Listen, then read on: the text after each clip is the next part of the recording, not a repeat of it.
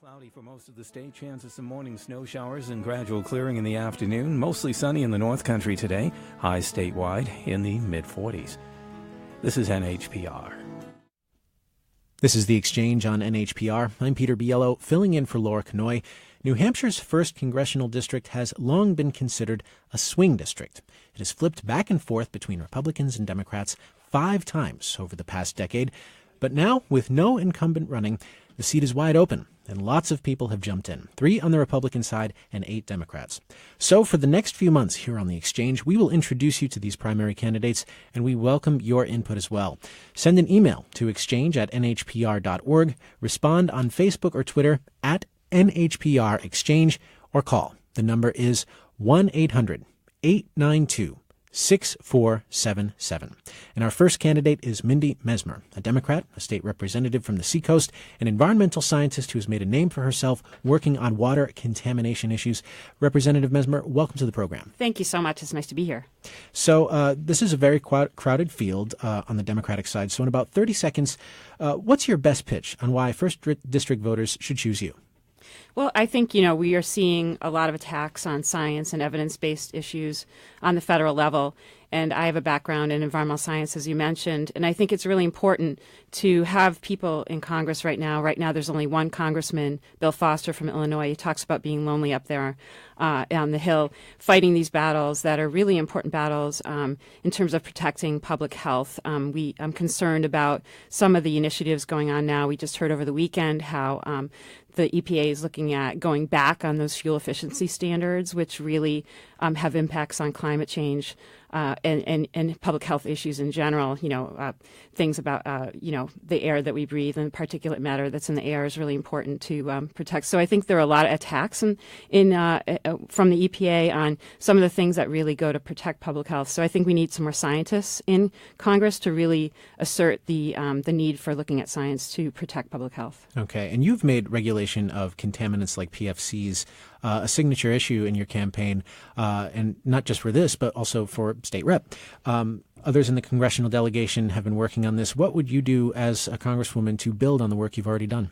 Well, it's not just an issue here in New Hampshire. What the issues that we have here in New Hampshire relating to some of the Superfund issues with Coakley landfill and things, and the response from the EPA is indicative of what's going on the national level. We know there are probably around 625 sites across the United States, just like Pease Air Force Base, according to Senator Shaheen's office. So this is a wide national issue.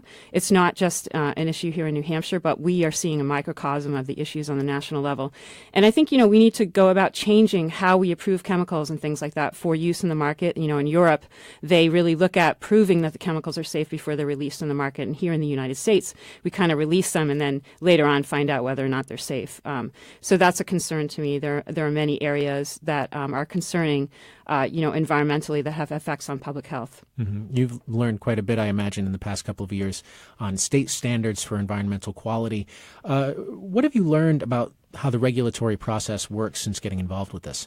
Well, we here in the state of New Hampshire have a Republican-controlled House, Republican-controlled Senate, and the governor is a Republican. So if you want to get anything done, you really need to work across the aisle. And that's one of the things I really value. I work routinely with Republicans to talk about these issues. I've done a lot of work educating the House and the senators and the governor on the issues of importance of protecting our drinking water and environmental issues across the state. And that's really been the effective in getting things like a huge bill, a big vote, 2-to-1 vote a couple of weeks ago on a very important bill that's moving through the House right now, HB 1766, that'll be heard tomorrow in the Senate, which is basically, a bill that's based on what's going on the national level as well. The EPA is saying, well, we don't quite think we need to do anything right here. The state said we do with regard to Coakley landfill.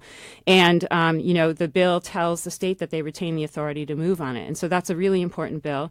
It hopefully we'll get it through the Senate committee tomorrow. And, this is the same type of thing that's happening on the national level where EPA is sort of not being as proactive and protective of the public as we'd like them to be. Mm-hmm. And one of your bills sought for testing of fish for toxins in the area of the Coakley landfill. The state's Fish and Game Department said it would be too expensive.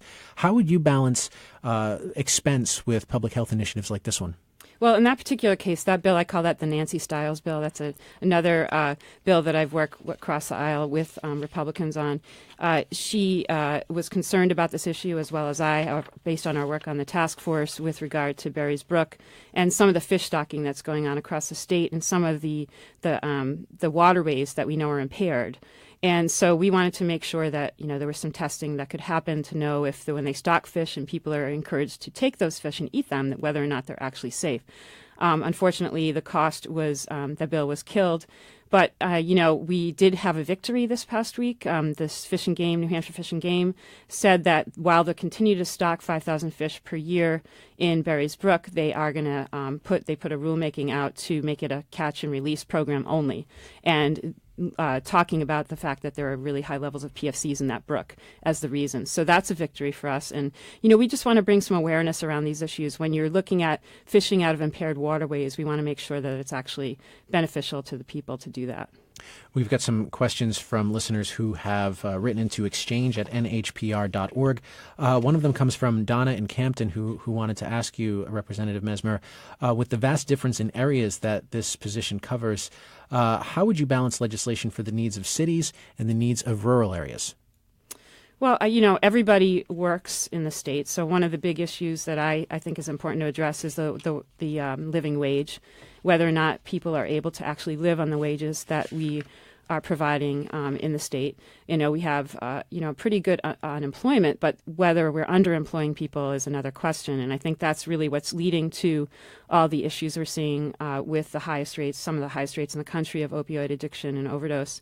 And that's really concerning to me. I think it's all related. It's related to how people are feeling about their ability to access a good public education and colleges in the state, and whether or not, they are able to actually work a job and make a living and spend time with their family and their children. I think that's stressing our families, it's stressing individuals. And, I think that's not just a city issue or a rural issue. It's across the state, across the country issue. So that's one of the issues I would address. Underemployment is something that you mentioned specifically on your campaign website. So when you say living wage, is there a number that you have attached to that, a specific minimum wage that you would support? Well, the Democratic Party talks about $15 an hour.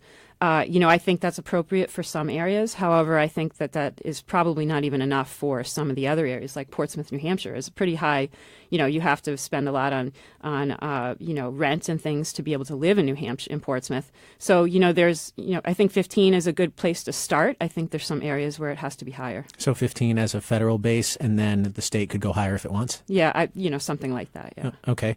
Since you mentioned, a Democratic Party policy, let me ask you how you might distinguish yourself from other Democrats in the field with respect to employment issues and wages.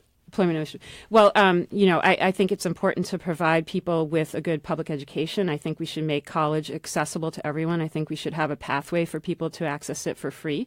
It's not too long ago that the state of California provided free public college education for people. My cousins went to Cooper Union in New York City for free not too long ago. So I think that's an important factor to provide people with a pathway to educate themselves so they can get those higher paying jobs. I think we need to keep people here in the state of New Hampshire that graduate from college. I think we need to, some of the previous conversation about marijuana was interesting that you were just talking about. I think that's an issue. I think we're seeing a lot of scientists come here from outside of the United States to attend colleges. It would be great to be able to keep them here in the state and provide them with a pathway to having a wage that is commensurate with what their educational level is. So I think it's important to really provide a pathway for people to work and earn a living here in New Hampshire. Mm-hmm. I want to shift subject matter gears and ask a question on behalf of Wayne in Dover, who wrote in to ask you, Representative Messmer, what does candidate Messmer currently consider to be the greatest threat to America's national security? Well, I think environmental issues are definitely a threat to our security. I mean, I think that, climate change is a big threat to our national security. I think if we don't address some of these issues, we're not really prepared. I mean, we saw what happened in Texas this past year when, that storm hit Texas and we were seeing people floating in their nursing homes, which was very disturbing to see. I think that if we don't prepare for things like sea level rise, we are facing a huge threat to our national security. We'll see people having to migrate away from coastal areas. And there, like the shipyard in Portsmouth, I worry about that. What's going to happen when the Portsmouth shipyard gets flooded? We need to address these issues before they happen and be prepared for them. I think it's a huge threat to our national security. Mm-hmm. Let's talk about opioids. New Hampshire has seen the unraveling of several treatment providers, including Hope for New Hampshire Recovery, closing 4 of its 5 resource centers, Serenity Place shutting its doors. What do you think Congress could do, with you as a member, to strengthen these facilities to make sure that the public dollars are well spent? I think we need to provide them with more funding. I mean, the state of New Hampshire, I sit on the Health and Human Services Committee in the State House, and it's discouraging that we see so much need and not enough money to address those needs on a daily basis when we're in that committee. So that's a need, I think, that we are seeing come out now with all of these facilities, like you mentioned, having financial issues. I think we need to appropriate some additional money. I think we need to look, too, at whether the treatment programs we're using to address this issue are really the appropriate way. I think 28 days is probably not a long enough amount of time. That's probably just enough time to detox people, and then they're thrown back into out of the treatment system. And then we're worried about Medicaid expansion. We just had a huge vote in our committee last week, 21-0, to pass Medicaid expansion.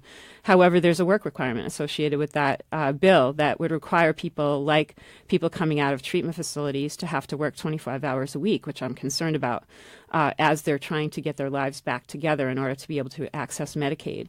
So I think there are a lot of the opioid issue is a very complex issue. There's not one thing that's going to help address it. We need to really look at the appropriate ways. We need to look at distribution by pharmaceutical companies. We need to look at the manufacturers. We need to look at, I think physicians have actually changed a lot of how they're addressing the issue. They're addressing it appropriately. They're really scaling back on their prescribing habits. So I don't know that it's that much of an issue. When you look at the state data, it's really fentanyl and carfentanil issue right now that's causing it. So we need to make sure that we don't let people get addicted in the first place is the problem. And I think the work that we've done in the State House, expanding use of medical cannabis for addressing chronic pain, is going to help that, I hope. Would you support legalizing recreational use of marijuana? I think I think we're surrounded by other states that are going to be doing it, and I think we do need some other revenue sources here in the state of New Hampshire, so I think it might help in those areas. Mm-hmm. I don't know if we'll get a chance to address all the callers on the line, but we'll try and get some. I don't think we'll be able to take Kathleen from Peterborough, but she does want to know if you would support a Medicaid for all policy. Absolutely. Medicare for all. Medicare for all, excuse me. Medicare for all. I think that is a much more cost-effective program. I think that is a program that works. I think we can provide good quality health insurance for all the people in the United States, not just some who can afford it. And I think that's really important. We are not a third world country. We should be able to provide everyone with access to high quality health care in the United States. I think that program, if we expanded that and made it accessible by more people, made a bigger base from which to negotiate things like drug prices and prices for procedures, that would be a good thing for driving the price down. Mm-hmm. The Manchester VA has been in a period of recovery since the summer when whistleblowers came forward with allegations of mismanagement and a crumbling facility. What would you do as a congresswoman to improve things both at the Manchester VA and throughout the VA system? Well, I think that needs to be looked at closely and figure out where the problems exist and address them. I also think that we should expand access for veterans to, other public and private treatment centers and facilities in the state.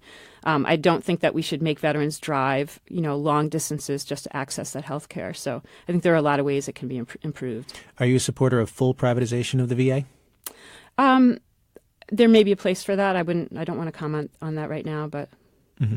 We've got a question from someone who did not want to give his or her name, but they asked, would you as a congresswoman have voted for the latest omnibus spending bill? Why or why not?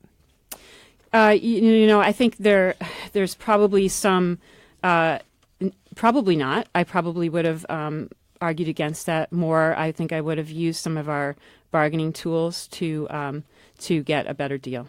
Mm-hmm. Regarding gun policy, you took part in the March for Our Lives event in Portsmouth recently. What specific gun control measures, if any, do you support? Well, the ones I've talked about are common sense gun. I do believe in the Second Amendment. However, I do think that we can make some changes that make sense.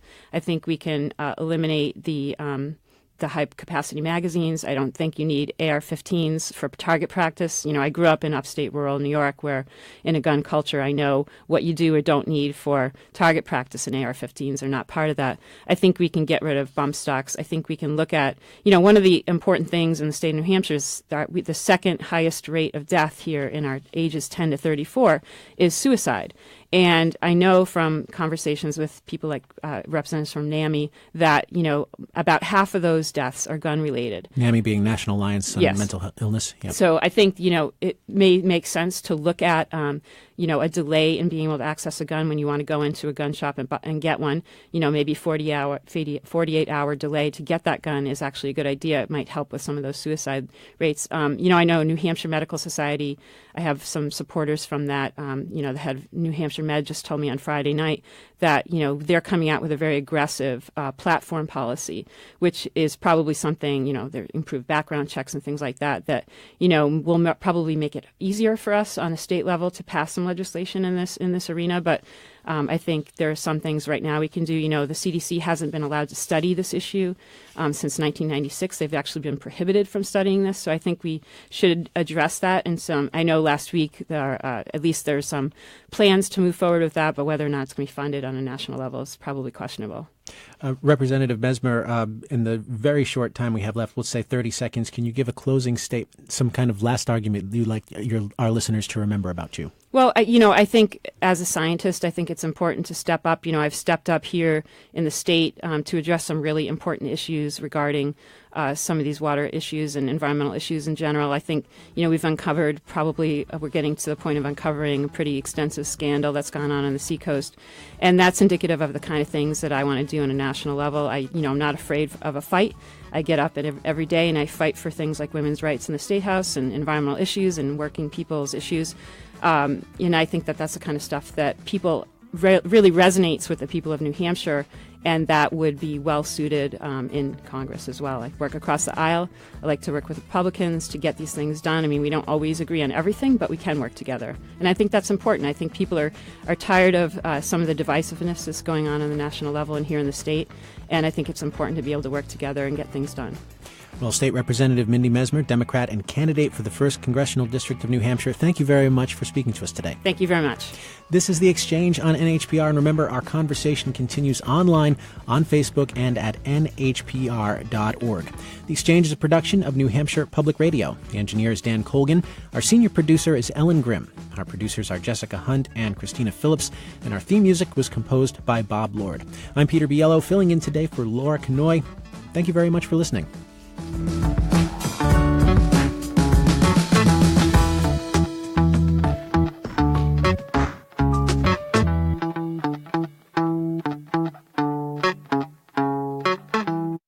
The views expressed in this program are those of the individuals and not those of NHPR, its Board of Trustees, or its underwriters. If you missed part of today's program, listen to The Exchange anytime at nhpr.org or subscribe to our podcast. Search Apple Podcasts, Google Play, or Stitcher for NHPR Exchange.